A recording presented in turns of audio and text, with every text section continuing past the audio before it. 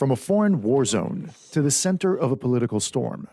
All of a sudden, these ISIS brides are here, and there's been so little communication with the communities into which they are now moving. The government is on the defense, a week on from settling Australian families of ISIS fighters in Sydney.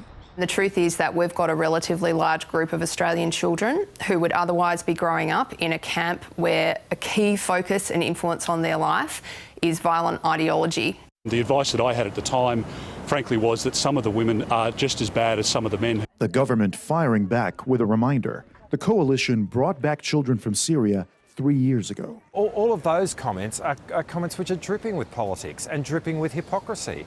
Those repatriated have been the subject of security assessment, but parts of Western Sydney are unsettled. More than 20 community groups have written to the government complaining they weren't consulted. They're demanding to know how the families will be reintegrated.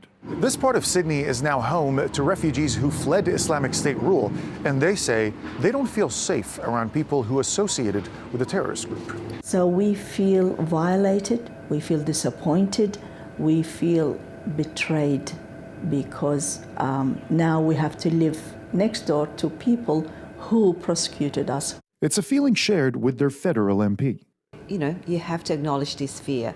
Unless you have been in their shoes, you've escaped the ISIS regime. But some are urging people to trust the government's decision. These women and children are Australians. We've seen photographs of where they have been living. Those women are in an incredibly vulnerable situation, and we have an obligation to assist them out of that difficulty. Our priority is to keep Australians safe.